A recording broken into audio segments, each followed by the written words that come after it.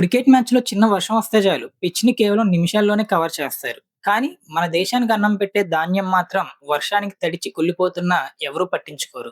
ఇలా కావాలనే కుళ్ళిపోయేలా వదిలేస్తున్నారని మీకు తెలుసా? ఎందుకో తెలిస్తే నిజంగా షాక్ అవుతారు. లక్షల కొద్దీ గోధుమ బస్తాలు సరైన గోడౌన్స్ లేక ఆరుబయట వర్షానికి తడిసిపోతున్నాయి.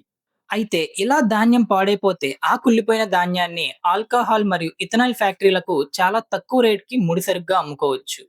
అందుకే వాళ్ళ లాభాల కోసం ఇలా రైతుల కష్టాలను ఉద్దేశపూర్వకంగా నాశనం చేస్తున్నారు. ఒక పక్క దేశంలో ఎంతో మంది తినడానికి సరైన తిండి దొరకడం లేదు. ఇంకో పక్క సిస్టంలో ఉన్న లోపాల వల్ల కొందరి స్వార్థం కోసం రైతుల కష్టాలను ఇలా వర్షం పాలు కావడం నిజంగా దారుణం. ఫుడ్ స్టోరేజ్ కోసం ప్రభుత్వం ఖచ్చితంగా మంచి టెక్నాలజీని, గోడౌన్స్ అయితే తీసుకొని రావాలి. దీని గురించి మీరేమనుకుంటున్నారో కింద కామెంట్ చేయండి. ఇలాంటి మరిన్ని ఇన్ఫర్మేటివ్ వీడియోస్ కోసం మన ఛానల్‌ని సబ్స్క్రైబ్ చేసుకోండి. 84 ఏళ్ల వయసున్న ఈ తాతకి ఇప్పుడైతే జైలు శిక్ష పడింది. ఎందుకో తెలుసా? 33 ఏళ్ల క్రితం చేసిన ఒక మర్డర్ అటెంప్ట్ వల్ల. 1992లో బీహార్‌లోని విశాల్ డిస్ట్రిక్ట్‌లో ఒక పెద్ద గొడవ జరిగింది. అందులో డీప్ రాయ్ అనే ఈ వ్యక్తి పైన అటెంప్ట్ టు మర్డర్ కేసు అయితే నమోదైంది. అప్పటినుంచి కోర్టులో కేసు నడుస్తూ ఉంది. సరిగ్గా 33 ఏళ్ల తర్వాత కోర్ట్ అయితే 10 మంది విట్నెస్‌ని విచారించి తీర్పయితే ఇచ్చింది.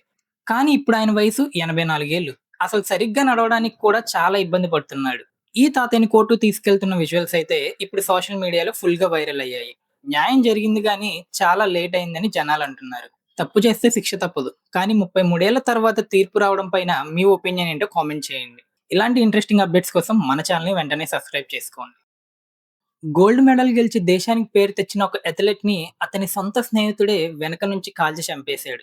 కారణం ఏంటో తెలుసా? కేవలం అసూయ. చిరాగ్ త్యాగి అనే national level para athlete player రీసెంట్‌గా 400 మీటర్ రన్నింగ్ రేస్‌లో గోల్డ్ మెడల్ అయితే సాధించారు. అక్టోబర్‌లో జపాన్‌లో జరగబోయే ఆసియన్ పారా గేమ్స్‌లో కూడా ఇండియా తరపున వెళ్ళడానికి కూడా సెలెక్ట్ అయ్యారు. కానీ ఇదంతా అతని ట్రైనింగ్ పార్ట్నర్ అయిన యష్‌కి నచ్చలేదు. యష్‌కి ఫిట్‌నెస్ సరిగ్గా లేదని గేమ్స్ నుండి అయితే డిస్‌క్వాలిఫై చేశారు. ఆ కోపంతోనే చిరాగ్ సక్సెస్ అయ్యాడనే విపరీతమైన అసూయ అయితే ఉండేది. దాంతో రూ. 50,000 అప్పు తిరిగి ఇస్తానని అబద్ధం చెప్పి చిరాగ్‌నైతే పిలిపించాడు. ఆ తరువాత దారుణంగా వెనక నుండి కాల్చి అయితే చంపేశారు. పోలీసులు యష్‌ని అరెస్ట్ చేశారు. స్పోర్ట్స్‌లో ఇలాంటి అసూయ ఉండడం ఎంత దారుణమో ఆలోచించండి. చిరాగ్‌కి న్యాయం జరగాలని కోరుకుందాం. అతని ఆత్మకి శాంతి చేకూరాలని కోరుకుందాం.